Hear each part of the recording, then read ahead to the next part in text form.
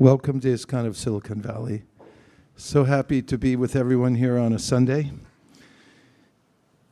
And tonight we'll investigate some of the principles of bhakti and how we can apply them in our life. Bhakti means one of the systems of connecting with the Supreme. Krishna is a name for the Supreme, who's the origin of everything, and the complete whole, as is described in the ancient Vedas, like the Upanishads. And as emanations from the Supreme, we're parts of the Supreme. And when we become reconnected, then we feel whole ourselves. And what's the way to become reconnected? Through service. And service is active, it's called, or when it's motivated by love, it's called devotional service. So bhakti can also be called devotional service.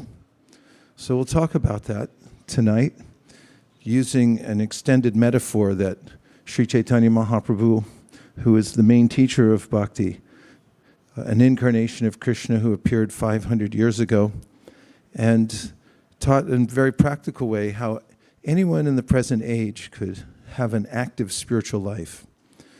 An active spiritual life allows one to feel satisfaction, even amidst very frustrating circumstances, which is inevitable in the world when we have to deal with material things, because as subtle beings, the Vedas describe us as being spiritual, we're wholly incompatible with matter, and therefore we do find it frustrating and non-cooperative.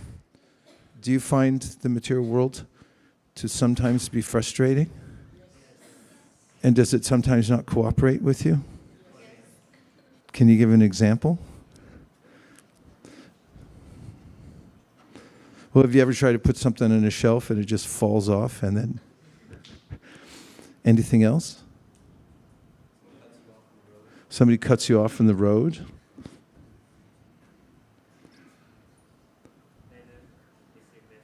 The weather might not cooperate. The weather can be non-cooperative. We've had drought here for a long time, then we had a lot of rain. What else? Health can be non-cooperative. We may have an idea of the way we want to live, and we'd like to keep doing it, but then we're forced to change because of health, the weather, circumstances beyond our control. And in the Bhagavad Gita, Krishna talks about how yoga, or a spiritual practice, helps to deal with all these changes. Many people become so disturbed by such changes that they feel out of place almost constantly.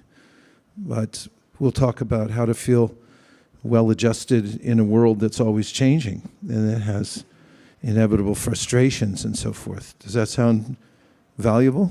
Yes. Okay, we'll touch on those things. Now, the metaphor of Sri Chaitanya Mahaprabhu, one of the common metaphors, who knows what a metaphor is? Somebody look it up. We have a research department, and they can look things up for us. So if anybody has any technical questions or wants word definitions or etymology, they're always ready to look things up and report back to us. So we'll find out what the word metaphor means. Pardon? An analogy. Yeah, it's a kind of an analogy. Metaphor is a noun which means a figure of speech by which a characteristic of one object is assigned to another, different but resembling it or analogous to it. Comparison by transference or of a descriptive word or phrase. Okay, so you might say, let's give a metaphor so we get an understanding for what it means. There's two words, one's metaphor, another's simile. Simile means you say something's like something else, and another way you say it is something else. Like you might say the moon is love. Not that it's like love or it represents love, but the moon is love. And we have this sense when we look at the moon that, oh, this is what love is. So you say something is something else in a way of analogy or comparison. You're comparing one thing to another. And it can be really helpful. I always find metaphor to be like a thought bridge, philosophical points that may be hard to understand become easier when they're put into a metaphor. One of the metaphors that is used a lot in the Srimad Bhagavatam, which is one of the teachings of devotional service, is that the chanting, which is one of the processes of devotional service, is medicine. So that's saying something is something else. And that by that way, you can understand right away, oh, that's practical. We know what medicine is, right?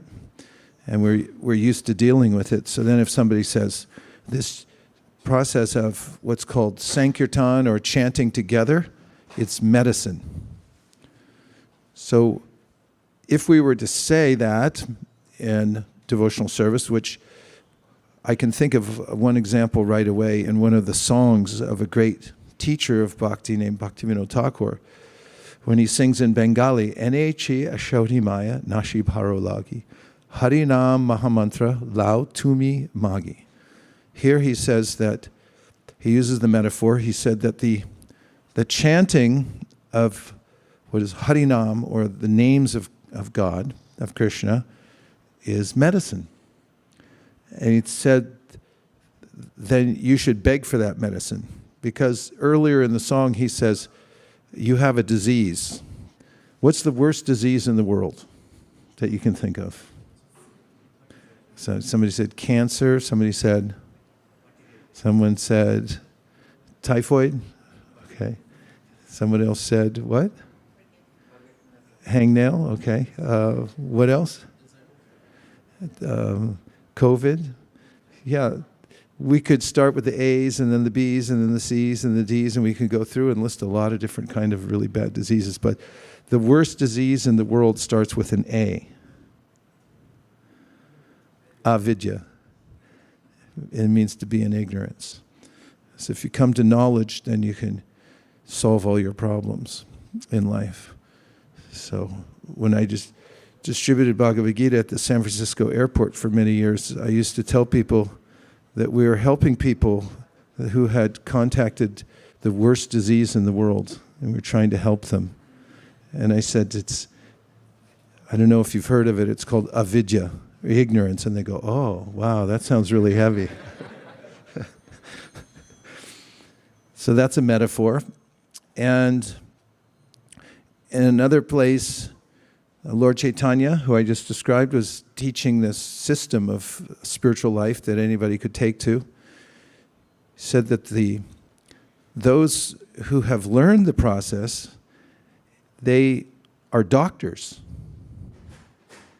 They're doctors. How could somebody who is taken to the process of devotional service in his or her life be compared to a doctor, would you say? You didn't think it was going to be this participatory so early, right? Okay, go ahead. We have microphones.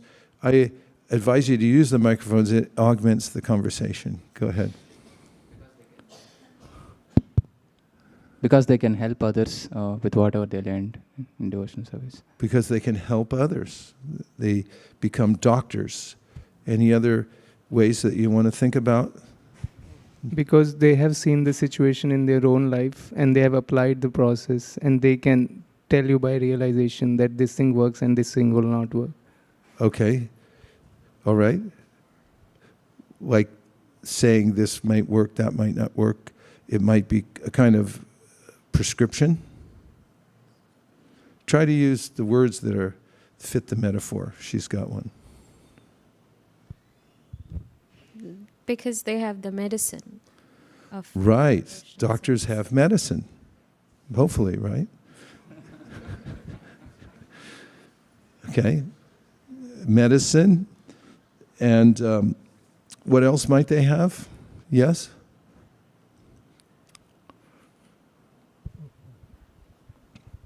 Maharaj, they distribute like the medicine? Yeah, doctors can be messianic, means they go out and they think about how to cure other people because they know they have some knowledge that they can share with other people and make them better. Have you ever heard of Doctors Without Borders? That one's gotten to Silicon Valley? Yeah? It's an organization, doctors join that just so they can volunteer to go around the world to places where people are suffering from various diseases and help out. So a lot of places don't have many resources or medicine, so they specifically go out there, so a doctor can be like that, right? Bhamukunda? Yeah, there is a hope that doctor give cure is better than disease, because There's a hope that the cure is better than the disease, yeah? Yes? They know how to how to give the medicine. They know how to give the medicine. Hopefully they have a good bedside manner. They have some compassion and so forth. Yes?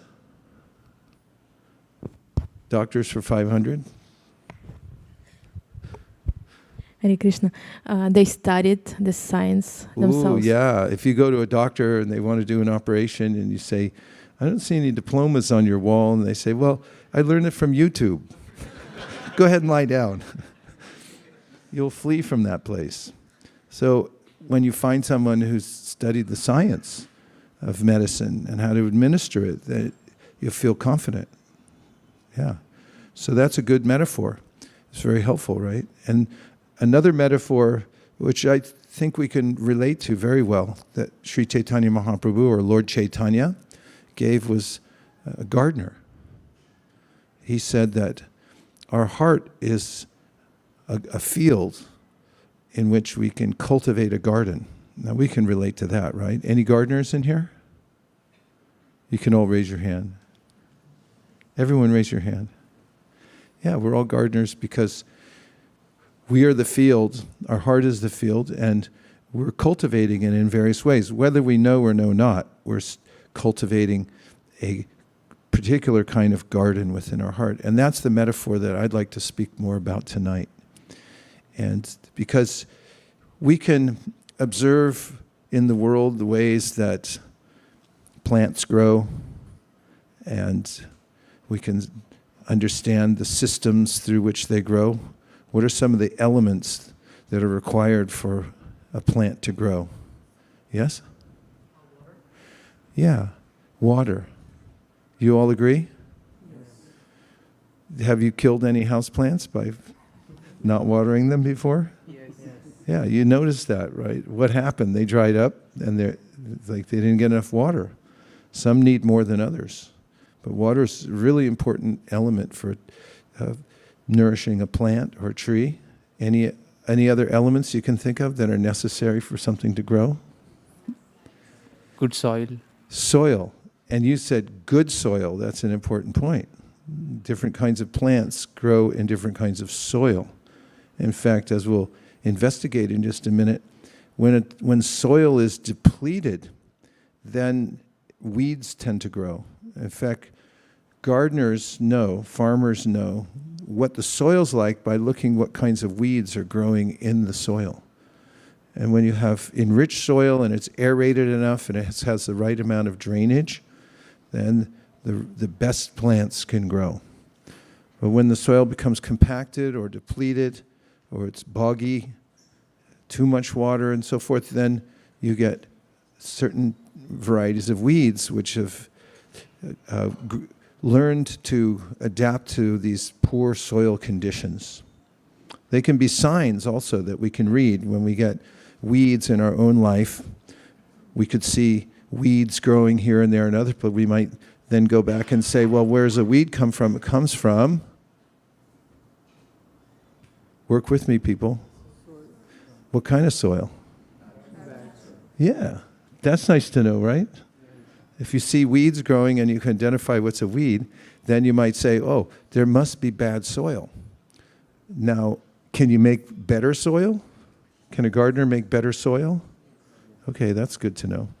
That's what gardening's all about, is learning the science, and then we can amend the soil. What other elements are important for plants to grow? Air. Who said air? Yeah, air. Very good. We need to have air. Sunlight. Plants drink sun. Isn't that nice? The little sun drinkers. They drink water with their feet, and with their hair, they drink in the sun, and they have a process, very sophisticated process called photosynthesis. Some have a process called respiration. There are different kinds of plants, but they'll take the sun energy and then they transform it into nutrients. And if you eat plants, okay, take a moment to thank the plants of the world. Thank you, plants of the world. Come on. Show a little gratitude, why don't you? Yeah, thank the plants of the world. And they're all transforming sun energy for us so we can drink in that sun energy. Anything else plants need? Fertilizers. Patience. Who said that? Yeah, very good. Are you a gardener? Sound like a gardener. Patience. That's a good one. Okay. Anything else? Someone else raise their hand. Huh? Need to Love. Yeah, that's very good. Yeah? need fertilizers and need to remove weed.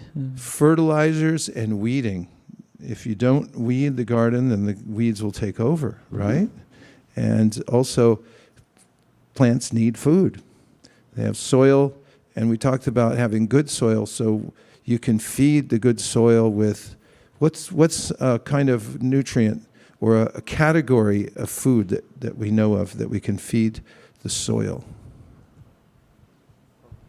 You could say nitrogen, but I'm thinking more in general terms of what you get from your own kitchen. I hope I didn't give away. Compost. Do you compost?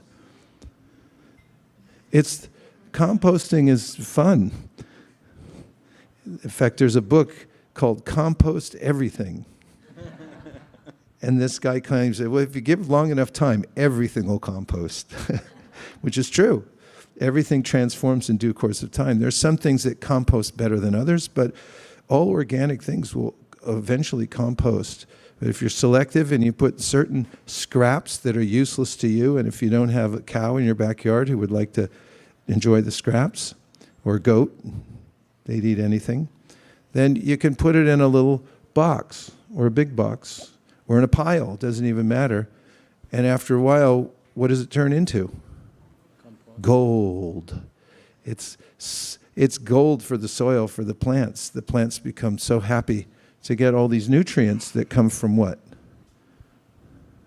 Name some compost things. Banana peels. Somebody likes bananas around here, okay? I know I do.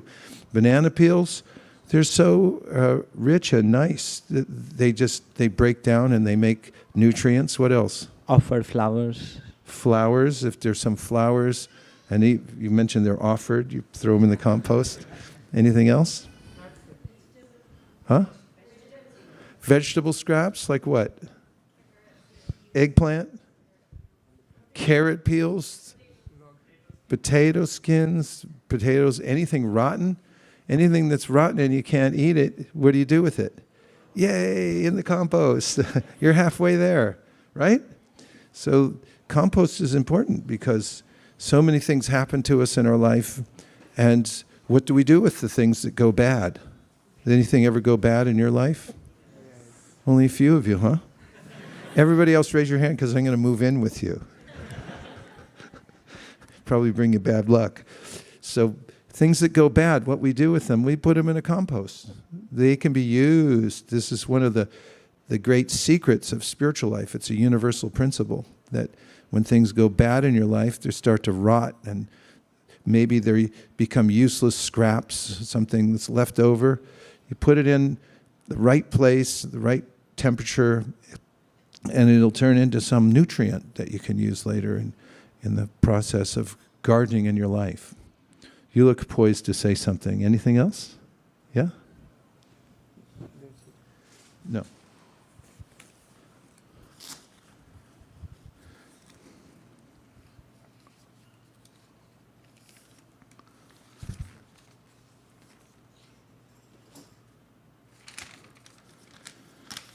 So, first of all, in the process of gardening, I mean, we could look at the starting point, or we could look at an interim point. it's a cycle, gardening, so we could look anywhere, really, to start off with. But for the sake of getting started today with some watering, the metaphor that Chaitanya Mahaprabhu gave when he talked about devotional service and spiritual practices is that you can water the seed of bhakti. Well, let me talk about seed first, because seed, and then we'll talk about water. Does that sound good? Let me talk a little bit about what a seed is. A seed is an embryonic plant. What does embryonic mean, please?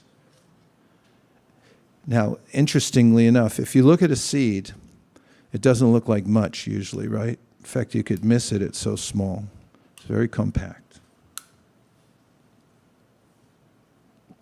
But within every seed, there's an embryonic plant, or we actually say that a seed is an embryonic plant. Embryonic means? It is an adjective, and it means relating to an embryo, or in the an embryo in the rudimentary stage with potential for further development. Okay, look up embryo. Doesn't it give a new importance to a seed when you think of it as an embryo? But let's see where the word embryo came from. Where do you suppose it came from? Yeah, that's a high percentage guess. Latin. If anybody asks you where you think this came from, just say Latin. Okay, embryo means? Embryo is fetus in utero at an early stage of development, and it comes from medieval Latin embryo and Greek embryon, which means a young one. Means what? A young one. A young one. So there's actually a being in there that's ready to manifest. Something there that's already ready to go. There's a statement given in the Sri Chaitanya Charitamrita that says, Nitya Siddha Krishna Prema Sadhya Kabunoi Shravanadi Shrudachite Karu Udoy. And that means that we all have the potential to manifest love of God. It's in embryonic form in our heart. And when we come in contact with somebody who already has that, they have this sense of love of God in their heart. They're very dedicated. Then that stimulates the growth of the seed, the embryonic form of that love that we have within our heart. So Chaitanya Mahaprabhu said, or Lord Chaitanya, when we come in contact with somebody who has pure devotion, then he said that plants the seed within our heart, meaning that it may not have been well placed before, but then it takes its place where it can actually grow. This sense of love for Krishna. So that's the seed. And I'll say a few more things about seeds from my own observation, if I may. One is that they're magical. When I was a kid, there was a story called Jack and the Beanstalk. Did anybody hear that story? Or was it different? Sanjay and the Beanstalk? Something? Dilip and the Beanstalk. So, some other story, but about magic seeds. Something so awe-inspiring about a seed that you plant it and then it grows into something. And in the case of Jack and the Beanstalk, it grew into, if I remember my childhood Shastra correctly, it grew into a very large, almost as high as an Empire State Building, this beanstalk, from one magic seed. All seeds are magical. How are they engineered? How do they hold together? If you really hold one in your hand and look at it, you'll marvel over it, how amazing it is. Magical. Also, potential for growth. When we think of potential for growth, we can think of a seed. Everything ultimately starts in seed form, and it grows from there. Like an idea is a seed. We get a good idea, and then if we say, well, let me work on this idea, let me water it, give it a little attention, then that idea can grow into something amazing. Can you give an example in modern culture how someone had an idea and then it started off just in such a embryonic form, but then it grew into something that we can notice nowadays that might be on everyone's desktop right now? Smartphone? Yeah. Even before that? Search engines. Like a personal computer. I was thinking of Steve Jobs, Stephen Wozniak. They were just kids, barefoot. Dad, can I borrow your garage? What are you doing? We're going to change the world. How? Personal computing. Computers were considered some exclusive item to be used for scientists and big computations, but they thought they had this idea. Let's make them available to everybody, right? We'll put one in everybody's home. So what happened with that idea? It didn't work out, right? Did it work out? None of you got computers yet? No, it worked out. They had this idea, and they went into the garage, dusty garage, and they started working on it. It's like, I have this idea. It's a seed. So they worked on it. So seeds represent the potential for growth. They're magical because who knows what's in there? It's beyond our comprehension how you can fit a banyan tree into a small seed. If you've ever seen a banyan tree, Subhadra, is she online? She lives in a banyan tree. Yes, Are you in it now? I can go back there, but the Wi-Fi not as stable. On the Hawaiian island of Oahu, there's a temple of Krishna, a Krishna temple, and it's there. She's there right now. There's the Panchatattva. Thank you, Subhadra, giving us a little darshan. So there, that property was purchased by a devotee named Ambarish, and he bought that place for Prabhupada so he could go there and do his translation work in peace, because Hawaii used to be a peaceful place. And so in the backyard of that temple, there's a banyan tree. It's so large that there's 2 apartments inside the tree. And the tree is perfectly alive and fine, but it's so expansive that 2 apartments, and one of them, our very own Subhadra, lives there. Lives in a tree. That's where the great yoginis live, in trees. And she goes out every day to spread the seeds of bhakti to people in Waikiki. There's her house, the big tree she's showing us. That's the backyard of the Hawaii temple. By the way, our own Satyadev Prabhu, if you know him, he lives nearby here. He used to be the temple president there in Hawaii. See, that's Subhadra's home right there. And that tree came from a tiny, tiny seed. Banyan trees are extremely small. And if you look at them, you think, like, what is that? It's nothing. It's potential for growth. And in the Hawaiian atmosphere, you get nice air, so much air. That's in Nu'uanu Valley. And the air comes up from the ocean. It comes up, gushes up the valley there. And then you have sunshine much of the year. You have rain. You have nice soil. And there you have what grew from one tiny little seed. Isn't that amazing? Let's thank that tree for giving shelter to Subhadra.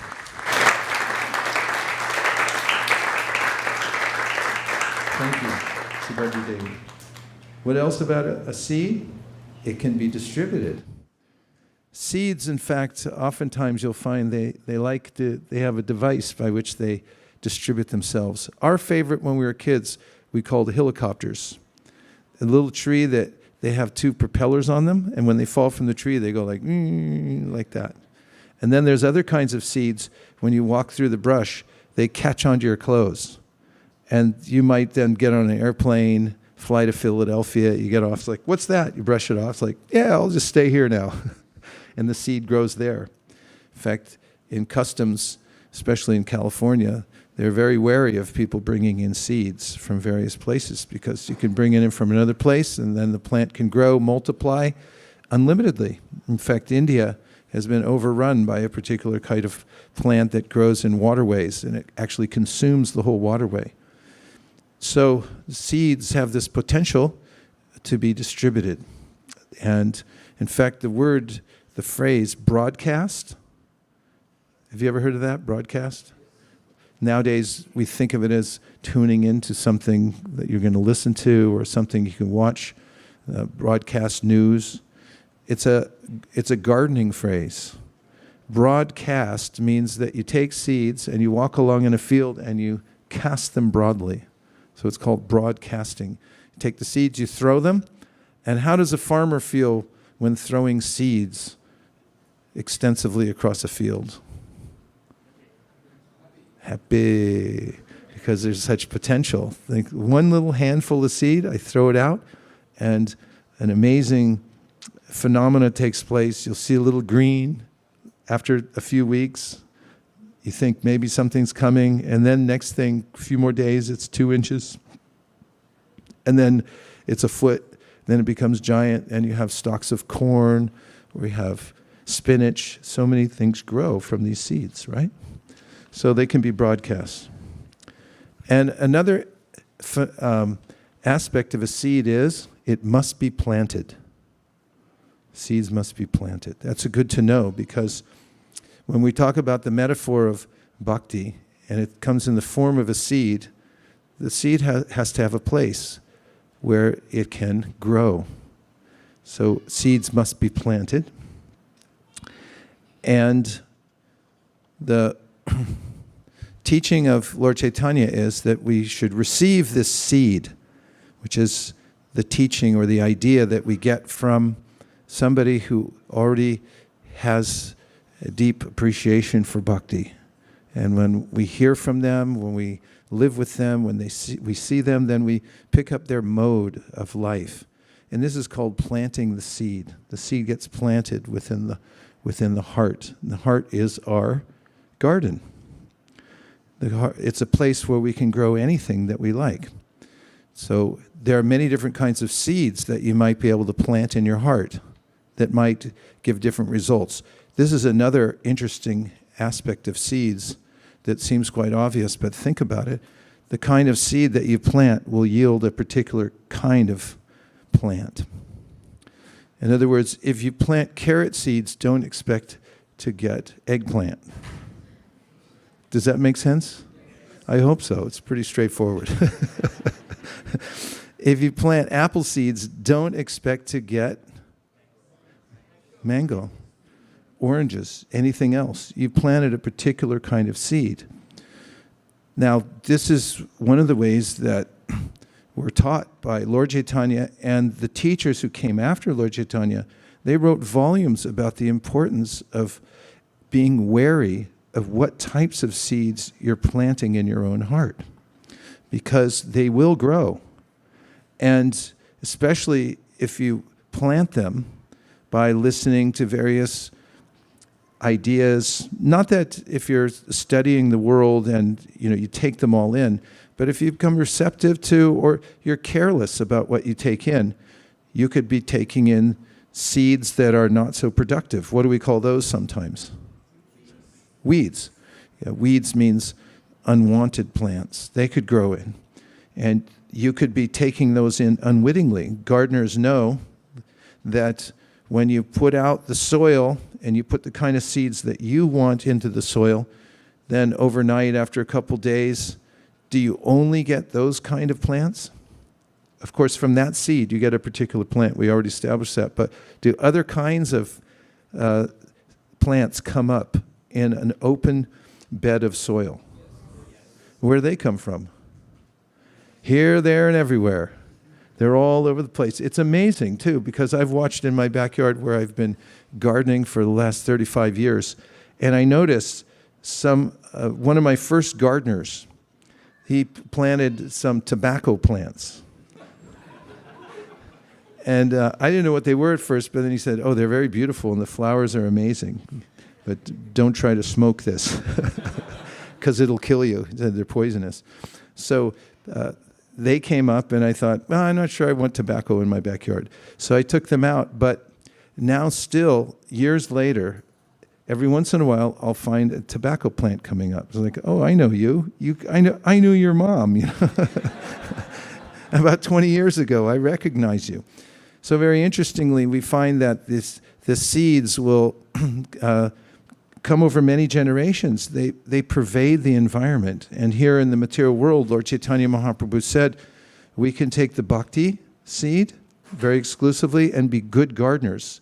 And we can very carefully water the bhakti seed, but we'll notice that other kinds of plants will grow up around it. But he said, and you mentioned we should weed those. We should be careful to take them out because gardeners know that the weeds that grow around the plant you're growing will rob nutrients from the soil. Do you know that? Yeah, a few little plants, and they're expert at taking away the nutrients that are meant for your particular crop. So you have to be aware that these noxious seeds will come in from various places. Who knows where? They could have been there for generations. Seeds can last for years and years and then suddenly manifest at a time that are unexpected. And this is something that happens with us too. For instance, you may take to the process of bhakti yoga, and you're very sure that you've planted the seed of bhakti because you've very deliberately started the process, listened, and put your heart and soul into it. So you have the seed planted in your heart, very surely. But then it may seem after a couple of years or even 10 years or 20 years or 50 years, you may notice other kinds of plants growing up and at first not recognize that they're not the bhakti plant. There are other kinds of plants and they could be robbing the nutrients from your soil, right? So the science of seeds in bhakti, or the metaphor of the seed, is very important. We have to remember that bhakti and the cultivation of devotional service is something very specific. There's teachings that we talked about yesterday from a book called The Nectar of Devotion, or the Bhakti Rasamrita Sindhu, that say you should be careful to not try to mix other kinds of seeds in, other types of processes in with bhakti. Just take the pure seed of bhakti and water that, because all the good fruits will come from that one seed, other things not needed. What to speak of weeds. So then when you have your seed, Chaitanya Mahaprabhu, Lord Chaitanya said, you should water it. Now here's the fun part. When you water a seed, then it's very exciting, isn't it? Because anything can happen. You don't know if it's going to come up or not, but you know that seeds need the water, and if you keep watering it, eventually, if it's meant to grow, it's going to sprout and it's going to come up. And somebody once gave me a couple of tamarind seeds, and I didn't have much faith that they would grow. But I read online how to germinate them, and I soaked them overnight in a bowl of water, and then I planted them just the way it said, but I still wasn't very confident they would grow. They were really old. They came from a distant place. And I kept watering them nonetheless. And after about a month, I just resigned myself to the fact that they weren't going to grow. But then one day I came out, and the little seeds turned into little creepers. Or I should say, they came up into little embryonic plants that shot up through the soil. And I started dancing for joy in my greenhouse. And next day I ran up and I told my wife, you got to come down here and see this, because they actually came up. So in the bhakti process, we may plant the seed, and then we may water, and it may take some time for it to come up. But when it does sprout, and we'll know for ourselves when it's sprouting in our hearts, we become very excited about it, that the real thing is actually growing there. It's a miracle. It's happening. I got the seed. I got it from a good source. That's another thing about seeds, is if you go to a good source of seeds. During the pandemic, I looked up where I could get the best seeds, and also the best soil, by the way. And I ordered those seeds. They are recommended by everybody. If you want the best, you have to order from these people. So I ordered those, and when I planted them, I was very confident that they would come up because of their source. So we can be very confident it will grow. So then Lord Chaitanya said you have to water the seed, and the way to water the seed is by, it's called Shravanadi Jal. Any Bengalis in here? Where's all our Bengalis? What's Jal? Jal means water, right? So what's Shravana? Hearing. So Shravanadi, Adi means etc. So if you have Shravanadi, it means hearing, especially hearing, and etc., which means all the other processes of devotional service. Jal, it's water. Where does that come from? The metaphor. That's the extended metaphor that Lord Chaitanya taught. So it make it really easy for us to understand. You've got the seed. Now if you want to be a good gardener, you have to water it. If your plant dries up, somebody's going to say, what'd you do? Forget to water it? Right? Somebody's going to come in and is like, oh, you didn't water it, did you? Oh, yeah, I forgot. So same thing. If you come in like, oh, my life, I don't know, I can't do this. And I don't know about devotional service. Like, did you forget to chant? Yeah, I stopped chanting. It's like, oh, okay, I understand. You forgot to water the seed. The little plant dried up because you forgot to water it. So this is a simple equation. Gardeners know this. You have to give water to your plant. So one of the ways to do that is very simple. You have to chant. Chant and then hear the vibration. So the best is to chant the Maha Mantra. And we can try it. It's a very powerful watering system when we all chant together. It's called Sankirtan. Shall we try it? Yes. Okay.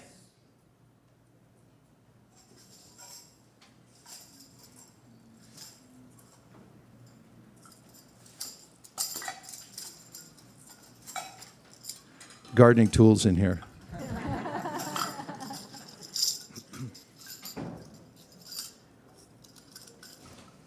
Hey, I don't see my... Is it in there? Maybe I put it somewhere else. Well, just give me the small one then. It is, okay. All right, let's try. Namo Om Vishnupadaya Krishna Preshtaya Bhutale Sri Mate Bhaktivedanta Swami Nityanamani Namaste Saraswate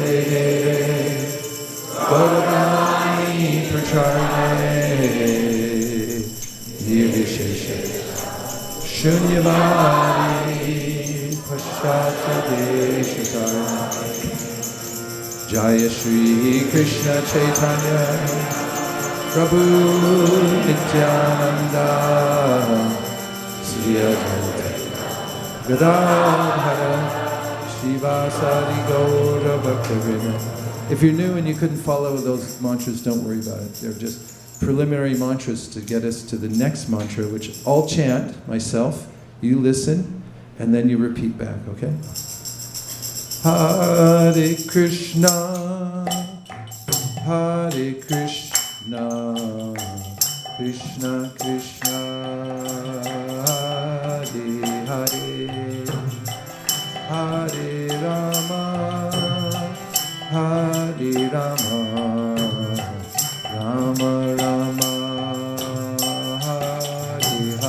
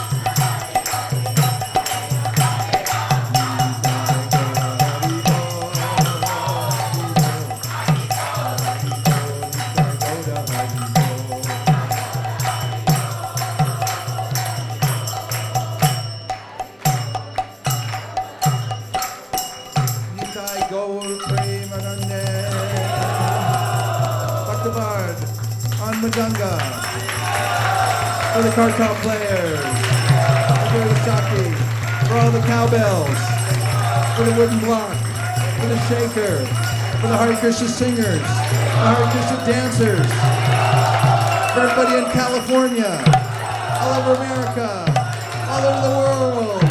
Go Premanande! Ita Gaura Hari Bo, Hari Bo, Hari Bo, Ita Gaura Hari Bo.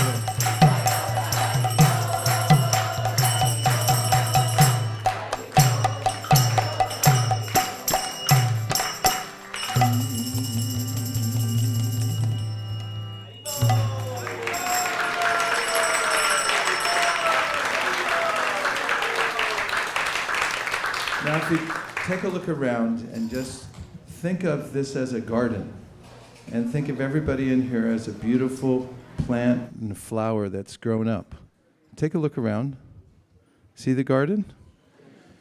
You see, this used to just be a barren plot of land, and another time somebody put a building here, and then there was an office here, and then now we have this watering system in here. It's sort of an indoor hydroponic system.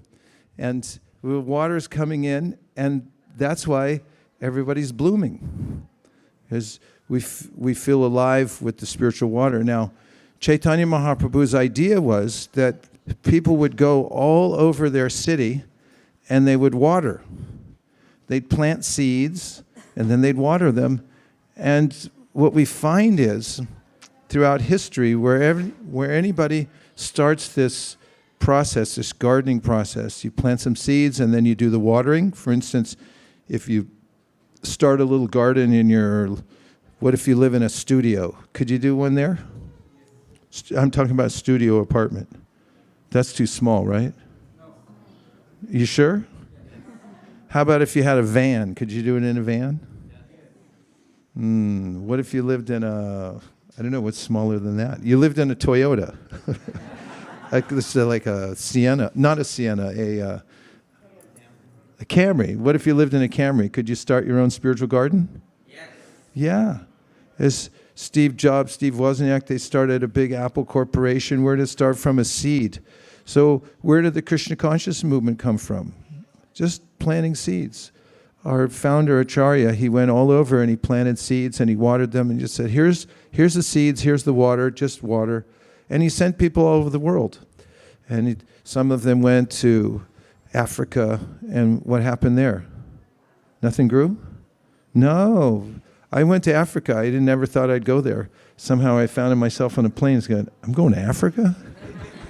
It's a long journey. I had to go for a meeting.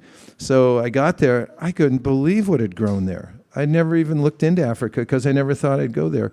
But then when I got there, I saw devotees, people dancing everywhere, big temples, and every joyful. Somebody watered over there, the chanting. They spread a few seeds, they watered.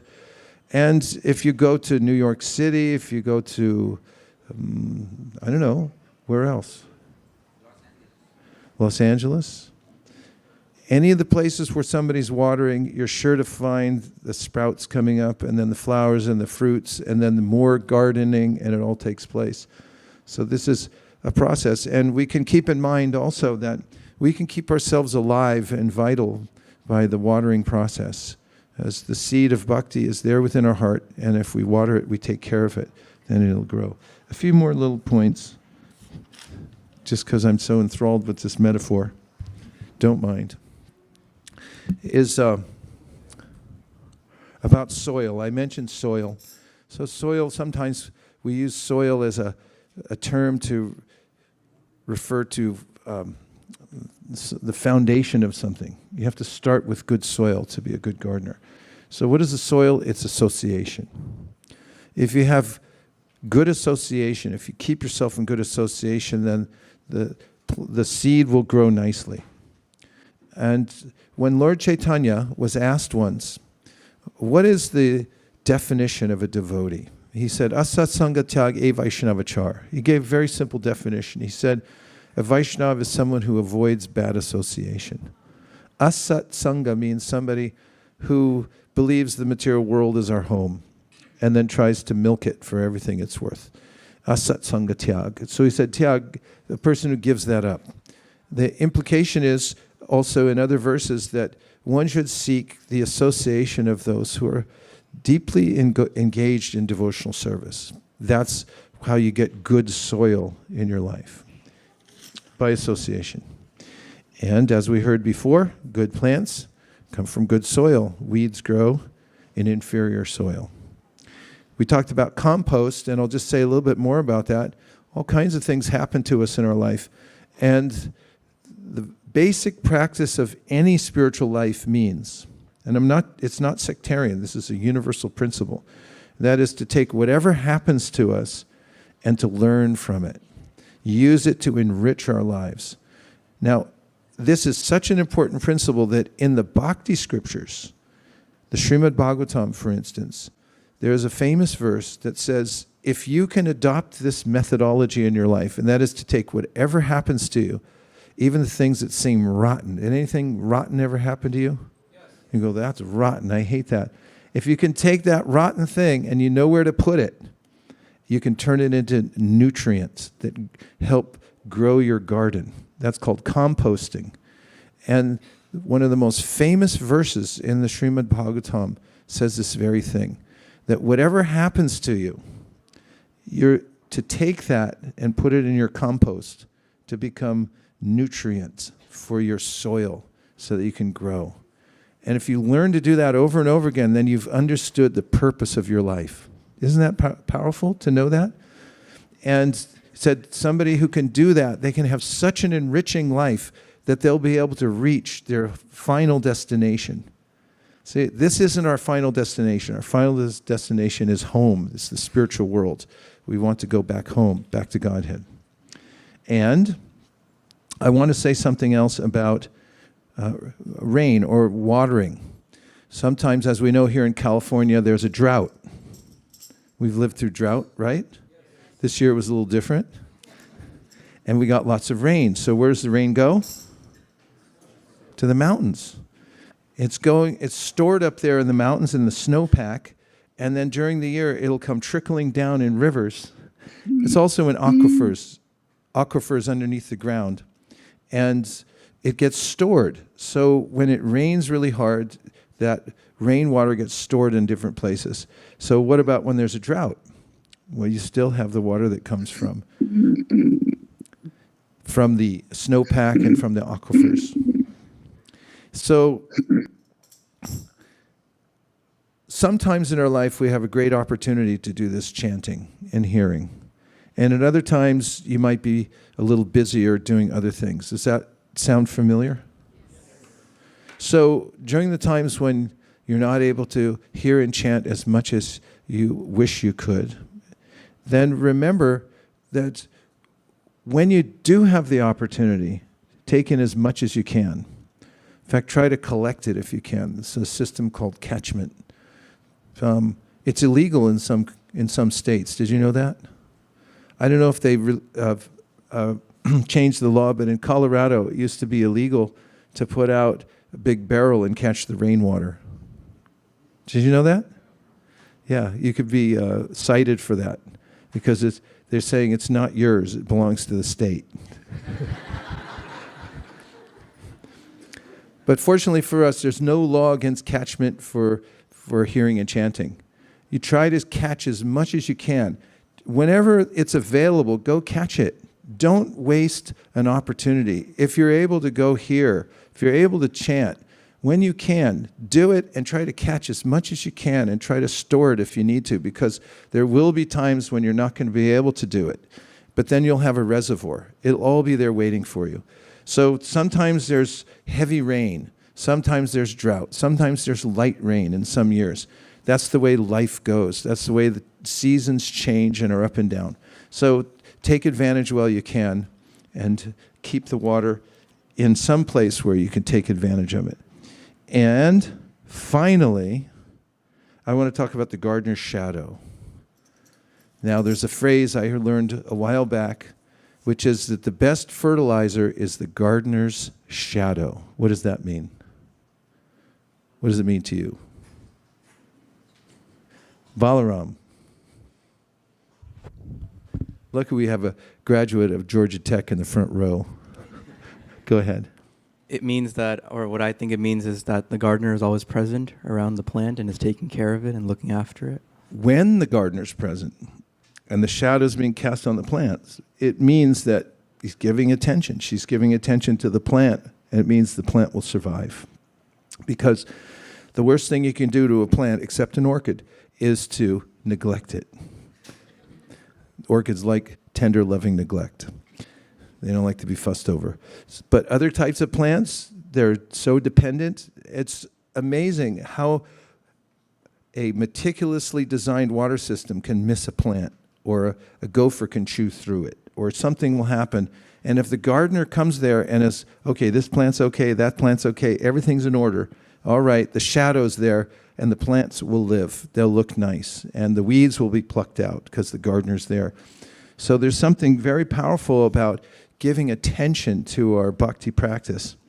One thing I wanted to point out, that the greatest gardener of all, of course, is Krishna. This whole material world is populated by his attention in the form of his glance. It's an esoteric principle, but Mahavishnu, who actually oversees the whole material world, starts the whole garden here in this world just by looking at it. If he didn't look at it, we wouldn't be here. There'd be nothing here. It's in his glance.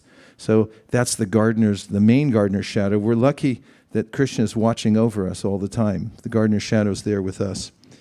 And have you ever heard, for instance, when a doctor's doing his or her rounds and they say, "Oh, go look in on the patient"? Is that good? Yeah, it's not so good when you keep pushing the button and they never come. They look in on you and they're like, "How are you?" See, we have to look in on our devotional service and see how we're doing. And when we give attention, I want to mention giving attention to our bhakti practice. The word attention means special care. You have to give it special care. And other words that indicate the gardener's shadow, Upanishad, everyone say. Upanishad means to sit up close.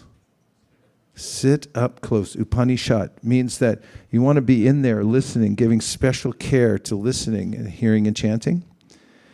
And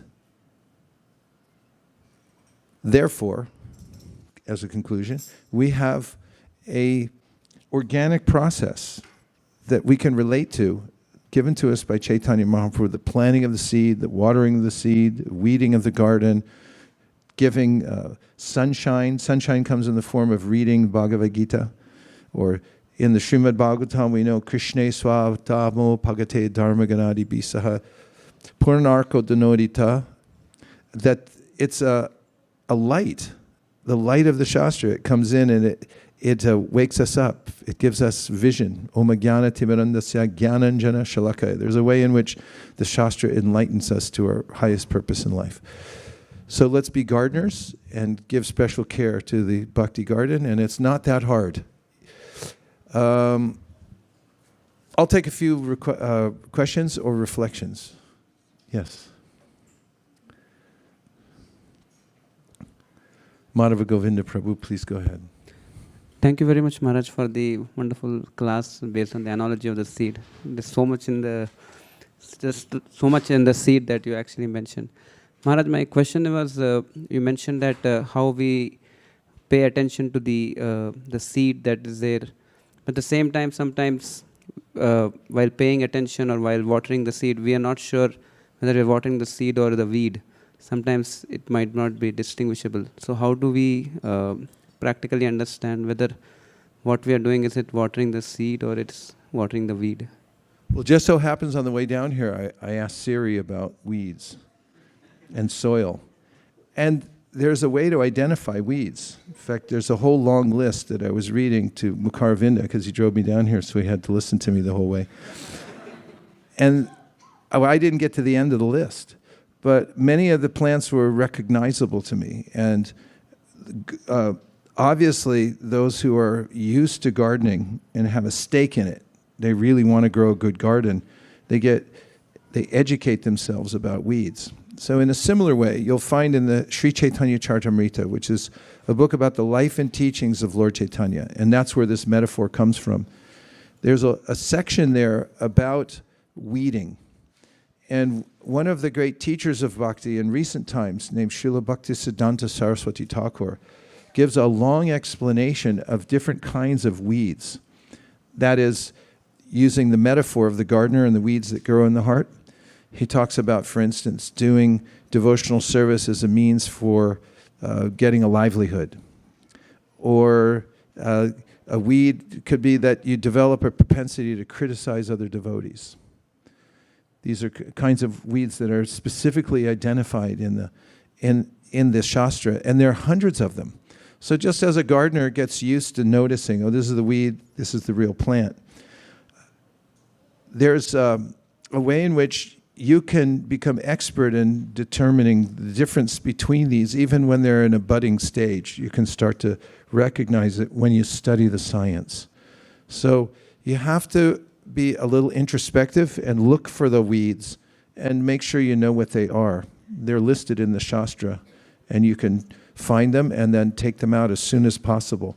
Some weeds, if you let them stay too long, they'll propagate, and it's really hard to get rid of them. I don't know what it's called. I'll try to look it up and find out next time. But it's something one of my past gardeners pointed out to me. It's a kind of weed that has little bombs on it. And they're tiny little seeds that pop. You can actually hear them pop. If you let them go a few days too long in the springtime, and you even come near them, if you just touch them, all of a sudden they go pop, and you can feel the seeds hitting your face, flying over your hair, going all over the garden. There's no way to trace them out then. And then in the next season, you'll find them everywhere. So now I know what they look like, and I go in early in the spring, and I start pulling them out before they get to that point where they can pop. So that's an example. Other reflections or questions? Yes. Kameshwari.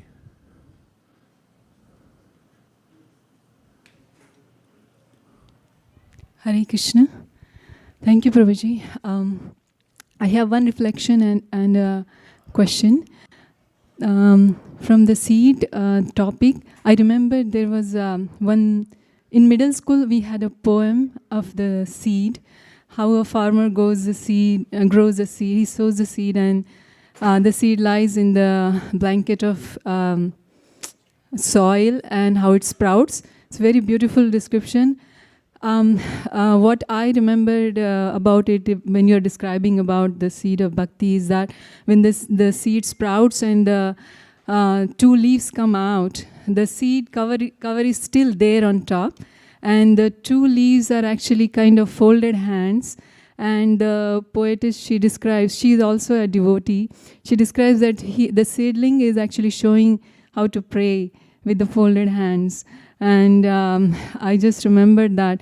And thank you so much for bringing this whole topic of seed and seeing our own, nourishing our own bhakti seed, and also observing the weeds with that. Thank you so much for that. But the question that I have is, one time I was helping Shri Gopal Prabhu in the backyard for his garden, and we were pulling out some weeds. And I'm not very good in gardening, so I was trying to pull out one of the very thickly grown plant. It was a weed, and it was not coming out. And I really tried hard, and I pulled my neck. And Prabhu said that it is really very deeply rooted. It's gone really down. And you cannot pull it the way you're doing, you know. And I just cut it off and from the top because I couldn't pull it out. My question is, the weeds that are very deeply rooted, what is your guidance for them to pull out, that those could be there for a long time and deep-rooted? You need a Mont Blanc. Do you have one? Did I give it to you? Yeah, I like to give out gardening tools. A Mont Blanc is a weeding tool. It's so powerful. It's small, but It's a Japanese gardening tool. It has really sharp teeth on it. And you put it under the soil on the root, and then you get a grip, then you can pull it out.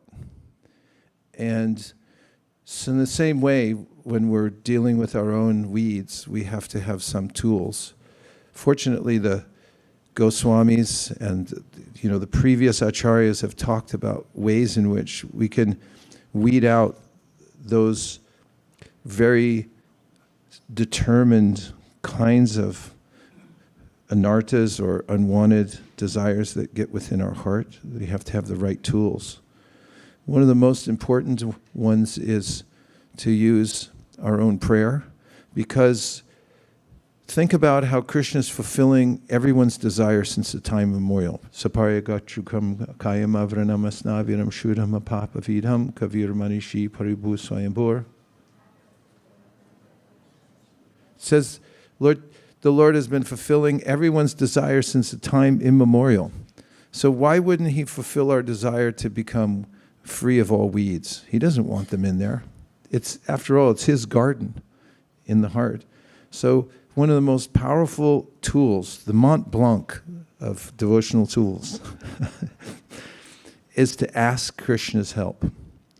And even if you're a little insincere because you're thinking like, do I really want to take this out? If you can muster the strength to say, Krishna, please take this out, especially if you can have a molecule of sincerity when you say it, then Krishna will do it for you. Shrinvatam swakata Krishna punya shravana kirtana hridyantaksto hibhadrani vidunoti suritsatam. Krishna is the vidunoti. He's the original weeder. And all we have to do is ask for his help and say, there are these weeds that I can't take out myself. Last time I tried, I wrenched my neck. So you please come. I know you can take out the weeds. Would you help me with this? And he'll come in amazing ways. And for instance, there may be something we're attached to. We think, this is the best thing ever. How could I ever give it up? And then he'll reveal a side of it to us that we'll think, oops, I used I owe 5 cents.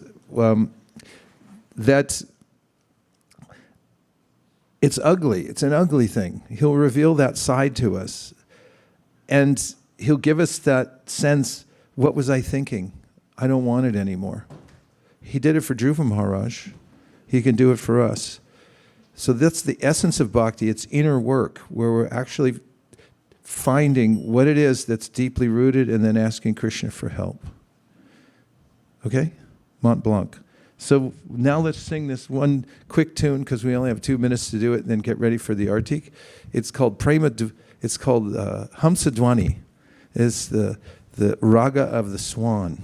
But I want to leave you with a sweet little tune to take away in your head. Because if you take a tune, a Hare Krishna raga tune away in your heart and your head and you walk around the world, then you'll be impervious to all these weeds and seeds that are flying around in the environment. Does that sound okay?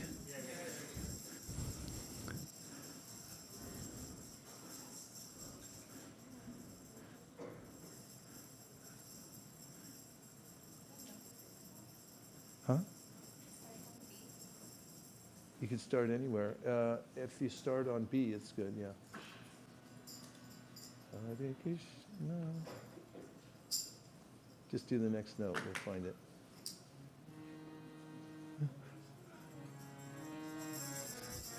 There we go.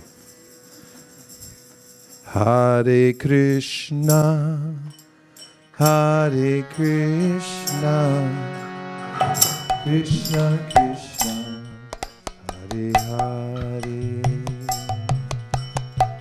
Hare Rama, Hare Rama, Rama Rama, Hare Hare.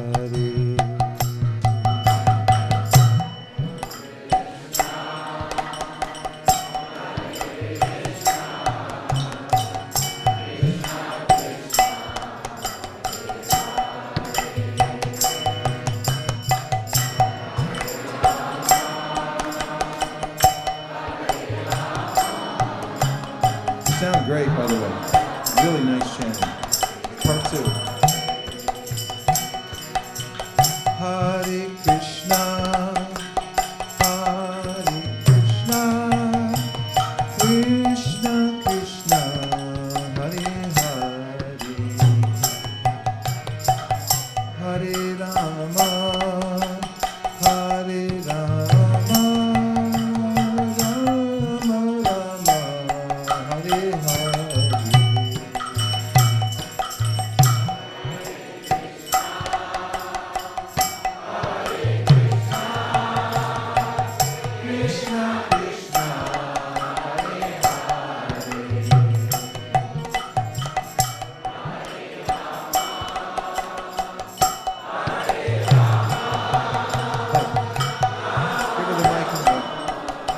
Sing, sing.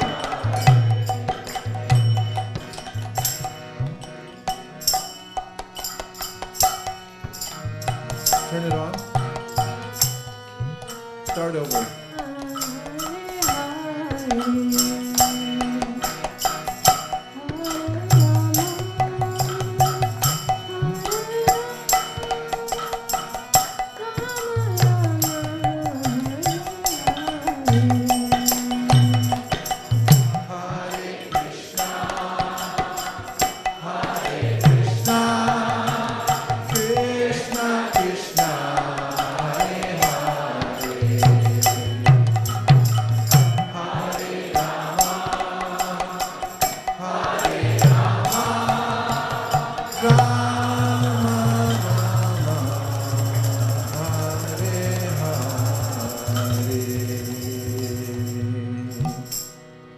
Now we have Hare Krishna Dance Festival. Dancing is one of the most important aspects of devotional service. When you clap your hands in front of the deities like this, no, just like this. Then all the birds of anartas, the weeds, everything, the birds fly away, the anartas slough off.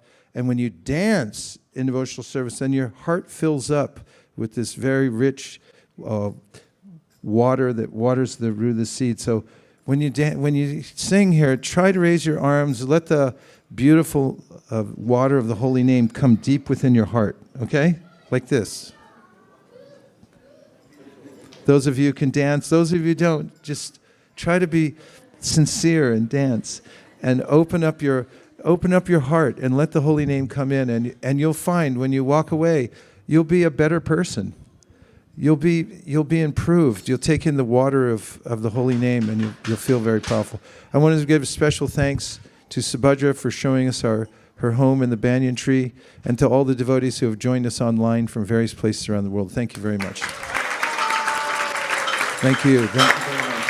Now we're going to put away all these asanas, their seats. We'll put them, pile them back there very neatly under that banner. And then we're all going to stand up. Usually the ladies are on this side, men on that side. And we'll have a kirtan dance party. Thank you very much. See you in a few minutes.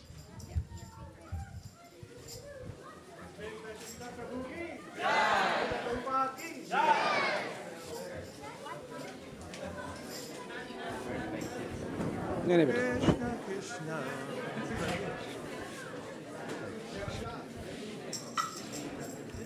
Okay. I think I'll reserve the hug for after some time. I had. Follow. I'll take another. Since we're just talking. Following your instructions.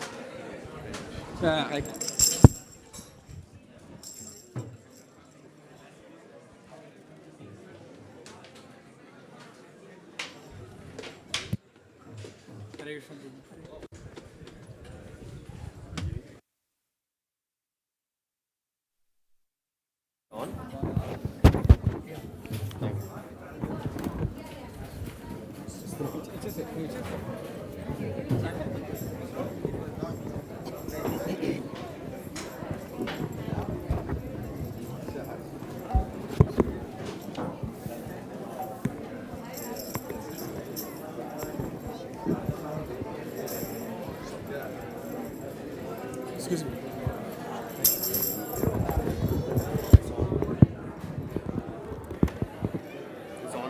Thank you.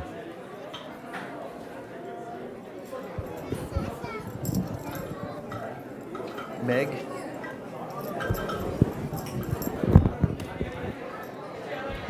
Namah Om Vishnupadaya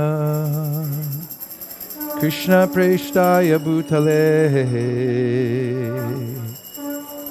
Sri Mate Bhakti Vedanta Swami Niti Namine.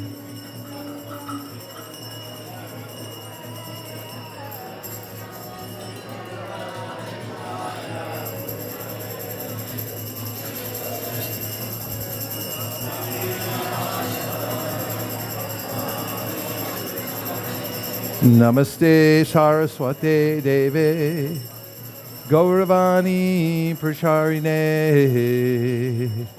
Nirvishesha Shunyavadi Paschatya Deshatarine.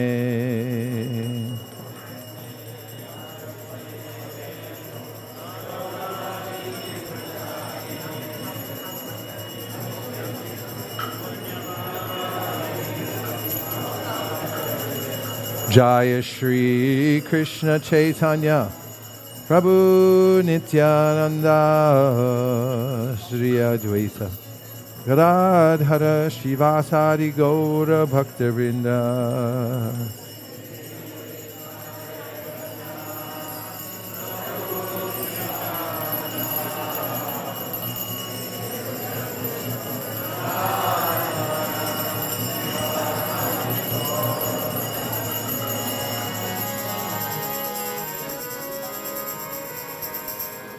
Hare Krishna, Hare Krishna, Krishna Krishna, Hare Hare, Hare Rama, Hare Rama, Rama Rama, Hare Hare.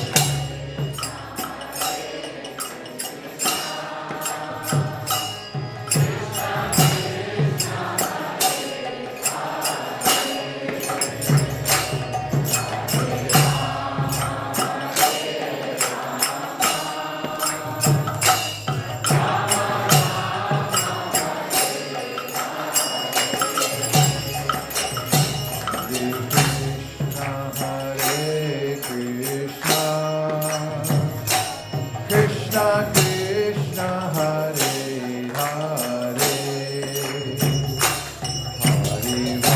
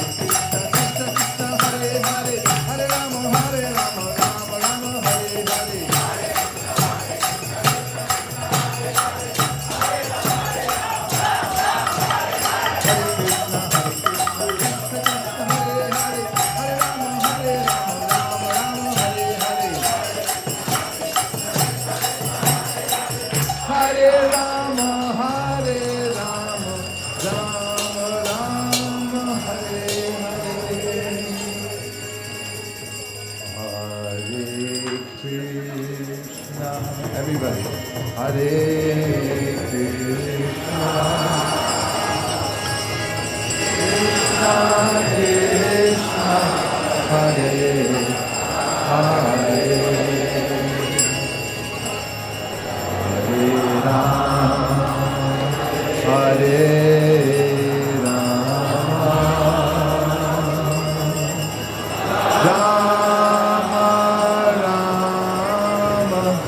Hare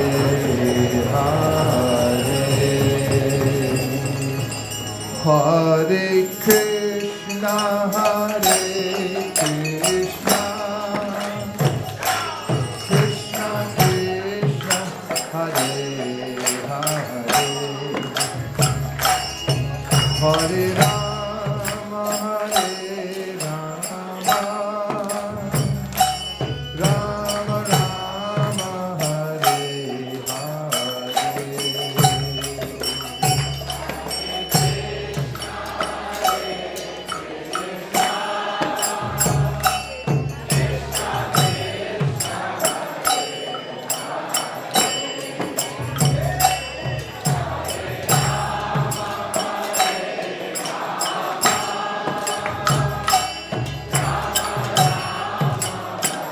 One more time, everybody. Hare Krishna, Hare Krishna, Krishna Krishna, Hare Hare, Hare Rama, Hare Rama, Rama Rama, Hare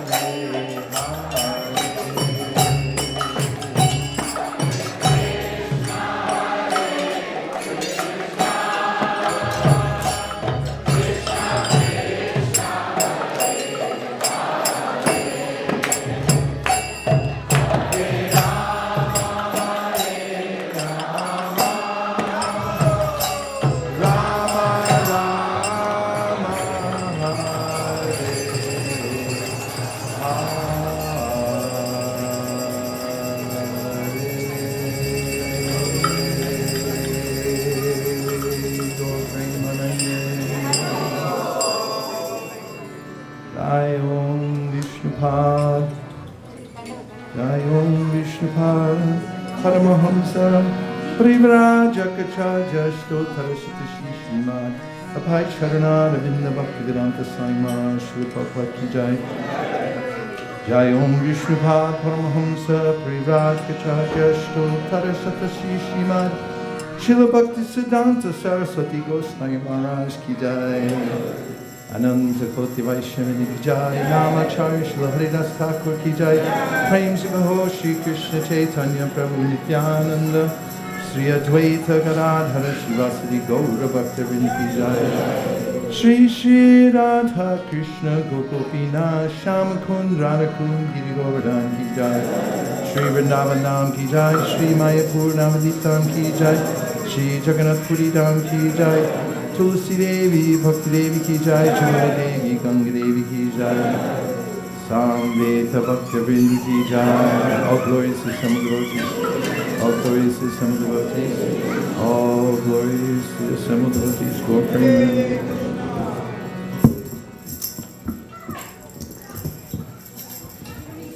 We dedicate tonight's Nrsimha Puja to everyone who's struggling in the material world.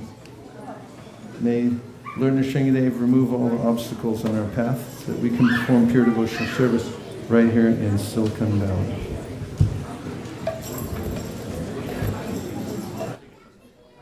Hare Krishna. There is one request for Narsimha prayers from Anusha Chaturvedi Mataji. Her Nana ji, maternal grandfather, is in ICU. She is requesting prayers for his fast recovery. Hare Krishna.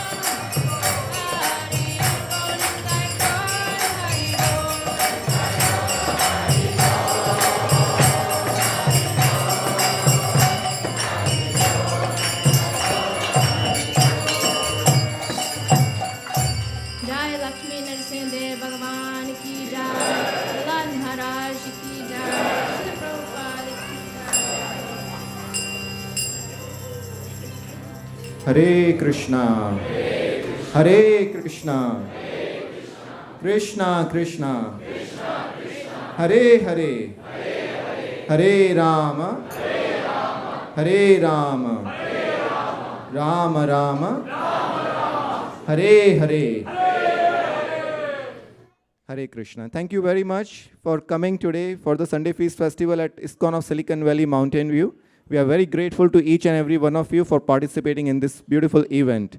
So today's program started off with a lecture by His Grace Vaisesika Prabhu, who very nicely expounded on the science of seed and its metaphor in the context of bhakti practices. Thank you so much, Prabhu, for such a nice explanation.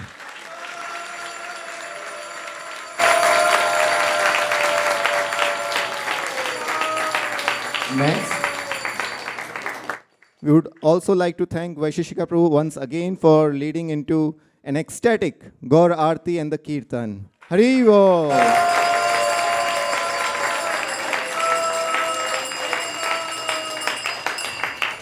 Next, we would like to thank our Narsimha prayer singer. Sorry, I don't know her name. Can somebody help me with the name? Karuna Mataji? Thank you. Thank you so much, Karuna Mataji, for leading us into the Narsimha prayers.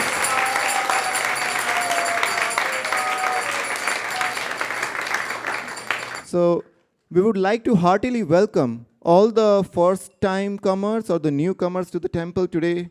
So, if there are anybody, can you please raise your hand so that we can acknowledge you? Hare Krishna. Hari Bol. Hari Bol.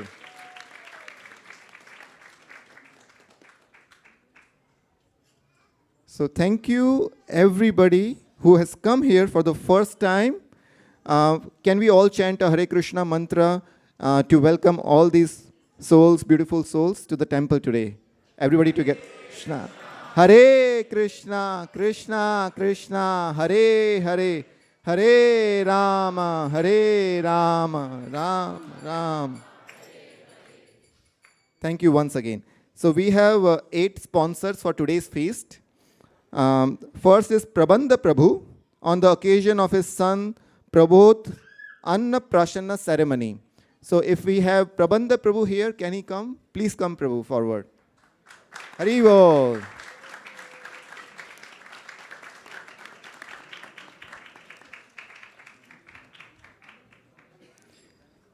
We have Mahaprasadam, a card offering blessings from Shri Radha Madan Mohan and thanking the sponsor, and a degree certificate. Looks like a degree certificate. I'm not sure what it is. So, thank you, Prabhu.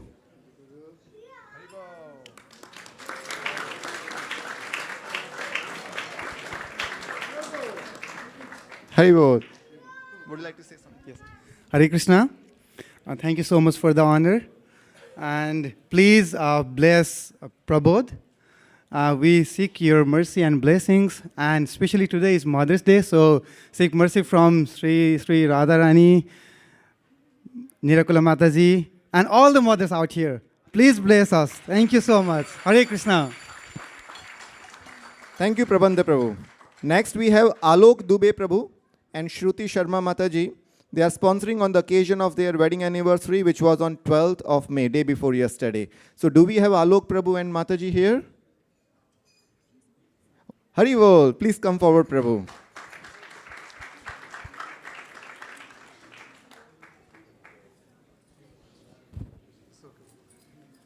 You want to say something?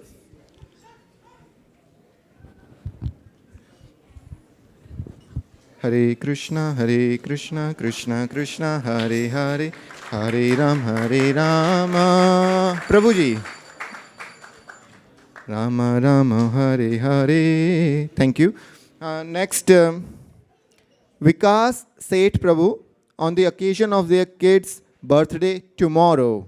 So do we have Vikas Seth Prabhu? Hari Bol. Prabhu, do you want to say something? Yeah, thank you very much. This is a great opportunity for me to sponsor today's feast. I'm looking for blessings for my kid from Lord Sri Krishna and all of from you. Thank you very much. Hare Krishna. Hare Krishna.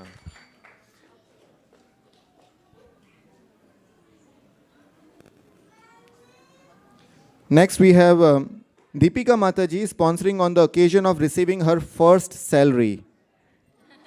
Do we have Deepika Mataji here?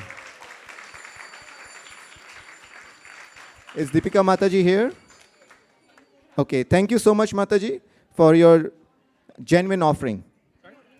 Next, we have Mohan Rao Keta Prabhu and Chamundeshwari Mataji on the occasion of their wedding anniversary. So Prabhu and Mataji usually serves in the prasadam, so he must be outside.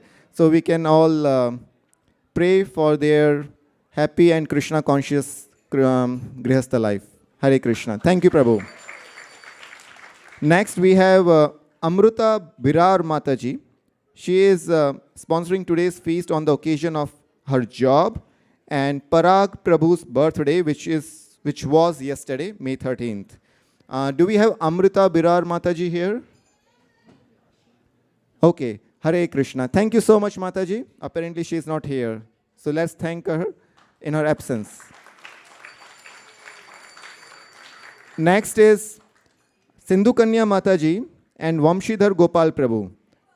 They would like to sponsor tonight's feast to celebrate their second wedding anniversary and on the occasion of Mother's Day. Do we have Sindhu Kanya Mataji and Vamshidhar Gopal Prabhu? Hari Bol!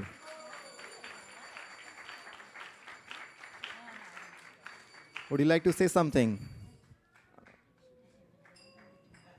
Please.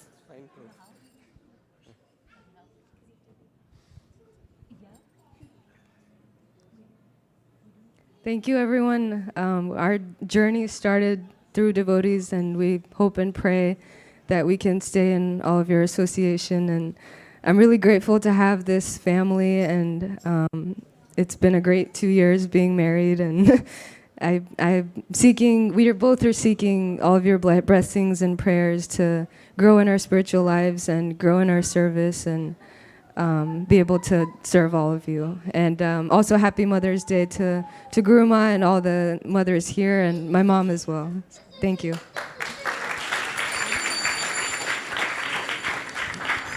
My humble obeisances to Vaisesika Prabhu, Nirakula Mataji and all the devotees here.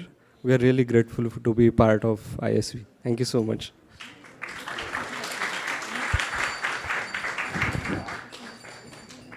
Thank you.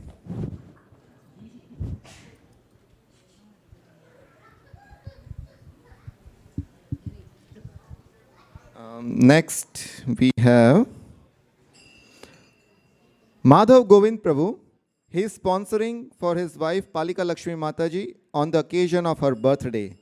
Haribol, can we have Madhav Govind Prabhu and Palika Mataji to come up here?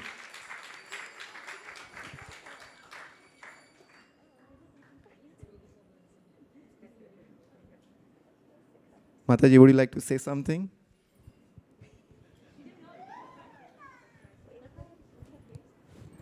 Hare Krishna, everyone. I would like to thank, first of all, Prabhuji, thank you so much for inviting.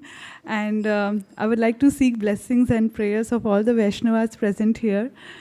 Please bless so that we can do some service. I would like to specially thank Maharaj for enlightening us with such beautiful lectures, and Nirakula Mataji especially for always being such a kind mother. So thank you so much again. Hare Krishna.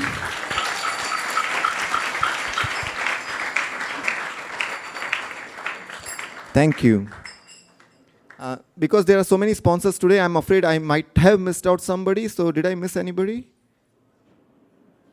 Okay. So let's move on to the next segment. So we have an announcement, a couple of announcements actually. So we have Harinam Sankirtan coming on Friday, this Friday on 19th of May in Palo Alto at the intersection of Emerson Street and University Avenue, starting at 6:59 p.m.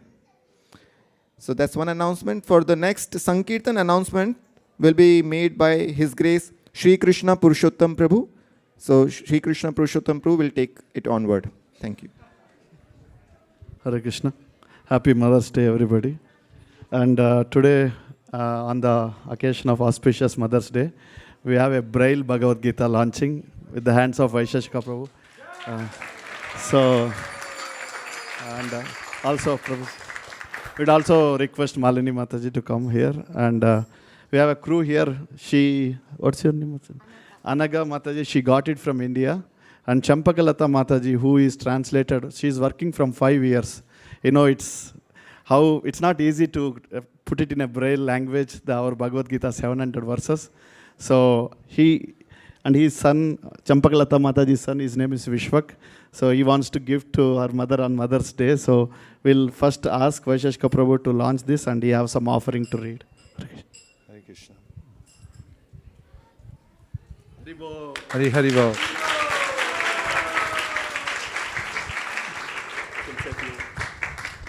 Sri Chaitanya Mahaprabhu's mission was to reach everyone in the world. And this launch today of the Braille Bhagavad Gita represents the spirit of the Sankirtan movement, which is to give the transcendental sound vibration in whatever form it is. The written word is speech abstracted, and for those who can't see the written word, they can read the Braille with their hands, and then they can take in the transcendental vibration in that way. So our mission here is to leave no stone unturned, no language untranslated, and this is one of the great languages of the world.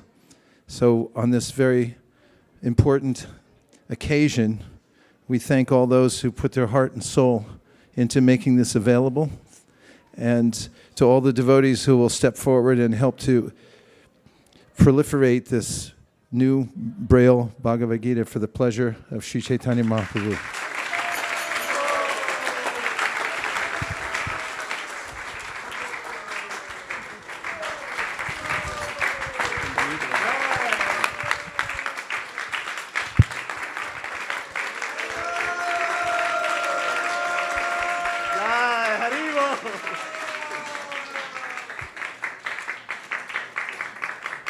Hare Krishna. So my mom couldn't be here because she's in India, and she's the one who's translated Bhagavad Gita into Braille. So she just has a few words to say. I'm just a messenger. So I'll just take 2 minutes. So these are her words. Hare Krishna, respected His Grace Vaisesika Prabhuji. Please accept my humble obeisances unto your lotus feet. All glories to Srila Prabhupada, all glories to Sri Guru and Sri Gauranga. I'm extremely grateful to you for accepting the Braille Bhagavad Gita set of 10 volumes being presented on behalf of my spiritual master, His Highness Bhakti Raghavar Swami Maharaj. My son, Bhakta Vishwak, daughter-in-law Bhaktin Shravani, who live in San Jose, and niece Bhaktin Anaga, who brought the first Braille Bhagavad Gita to USA, are very fortunate to get blessings from your holiness. At the behest of His Grace Sri Krishna Purushottam Prabhuji, I came for the first time to ISV on 2nd January 2019, when you received the Braille Vaishnava songbook and blessed me with the lota of Srila Prabhupada on my head and said, "May you be blessed abundantly to serve the mission of Srila Prabhupada." Lord indeed allows the words of the pure devotee to come true. Satyam Vidatam Nija Britya Bhashitam. You asked me, Champakalata, where were you? When are the Braille books of Srila Prabhupada coming out? Your words were like a prophecy to me. I was surprised and amazed to hear you talk about future events unfold. That day I understood. I'll be a humble instrument in getting out this Braille Bhagavad Gita, because a pure devotee of Lord wants that to happen. Thank you, Maharaj, for your blessings. With a team of 18 devotees with me and full support from my Vivek Prabhuji, younger son Advait, and all my family members, this seva of making the Braille Bhagavad Gita took about 4 years' time. His Grace Bhima Prabhuji of BBT India got the first 100 copies printed. The book was released by His Highness Giriraj Swami Maharaj on 15 Jan 2023 at ISKCON Juhu on the 45th anniversary of Sri Sri Radha Ras Bihari. And on the 7th April 2023, His Highness Bhakti Raghav Swami Maharaj offered it to Srila Prabhupada at ISKCON Mayapur and then gifted it to His Grace Subhikshana Prabhuji. My spiritual master has been guiding me on how to serve the visually impaired since the last 10 years. By his mercy, many are taking to the path of Krishna consciousness. Now the book has crossed seas to be gifted to you, so that preaching begins to the visually impaired souls in the USA, as envisioned by you many years ago. Since the book is made as per international Braille standards in English, visually impaired people all over the world will get the mercy of Srila Prabhupada. This is the largest edition of Braille Bhagavad Gita in the world with 1,740 Braille pages. Maharaj, my brother Bhakta Venugopal particularly wanted to give the Braille Bhagavad Gita to you and the ISV devotees because you are the world #1 book distributors, and it would be a disservice if it didn't reach ISV before Bhadra Purnima 2023. Seeking your blessings for all of us in India to serve more and serve better the mission of Srila Prabhupada. Thank you for your mercy, Maharaj. Your humble servant, Champakalata Devidasi.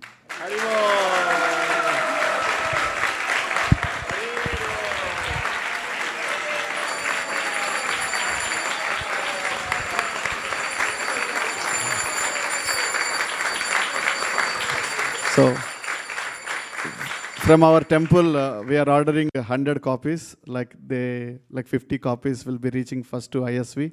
And it is a BBT book, so we get book points, and Prabhuji will decide how many book points, we don't know. And also the price. It's a 10 books. It's because it's 700 verses translated into the Braille. Means even I cannot sense which chapter it is. So she put a lot of effort. All glories to Champakalata Mataji. Srila Prabhupada ki jai. Thank you to the whole team who worked on this. Thank you, Sri Krishna Purushottam Prabhu, for putting your enthusiasm behind it. And thank you, everyone, for witnessing this historic occasion. Hare Krishna.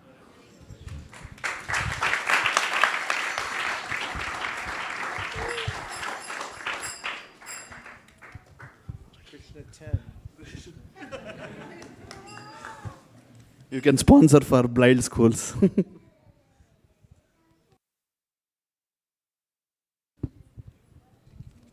Thank you, Sri Krishna Purushottam Prabhu. May I invite Her Grace Sukheshwari Mataji for leading announcements about the summer camp. Hare Krishna. Hare Krishna. Hare Krishna, everybody. I think I announced about summer camp about a month ago. We are almost done with the registrations. We only have 4 more spots.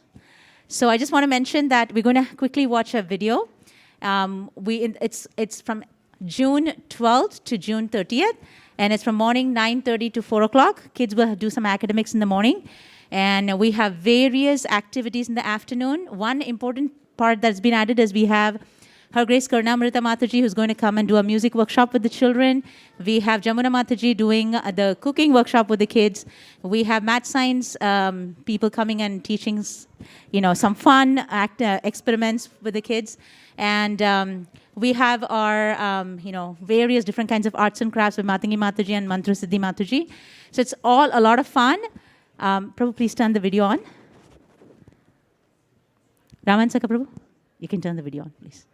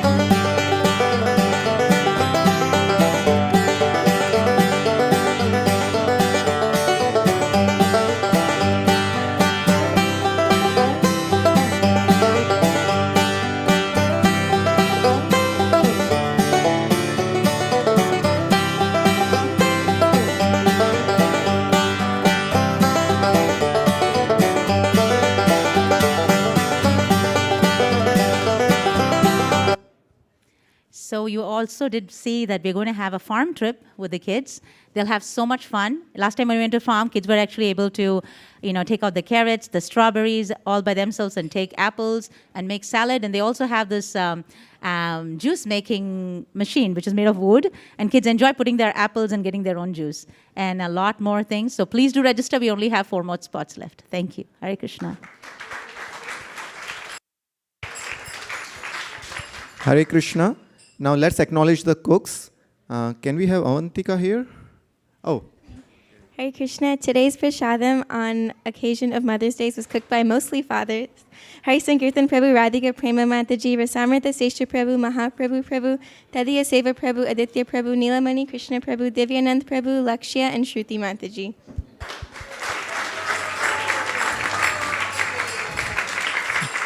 So those were the cooks. Now we need cleaners after the prasadam around 6:30 p.m. So if we can have 3 to 4 volunteers in the kitchen, that will be very helpful. And happy Mother's Day to all of you. Sorry, I forgot to wish everybody. But happy Mother's Day to all the mothers especially. Thank you. And we'll now go into the prasadam prayers. Hare Krishna. Yes, prasadam prayers, but I do have one quick announcement, very quick. And that is we're announcing the second annual Youth Yatra, which will be from December 25th to January 5th. And although we just announced it this morning, the registration is filling up really fast. It could be already full. There may be some spots left. So if you're intending to go, which is going to be Kolkata, where we're going to visit many of the holy places, Prabhupada's birthplace, Ultadanga Junction Road and so forth. We went there in the second yatra this year, and it was the favorite of everybody, so the youth get to go there this year for Harinam Kirtan. And then we're going to be in Mayapur, including going to Ekachakra Dham and many of the dhams that we didn't get to see last time. So hurry and sign up if you can. Thank you very much. Now let's sing some Bengali prayers for prasadam. Shari Rati Jaja.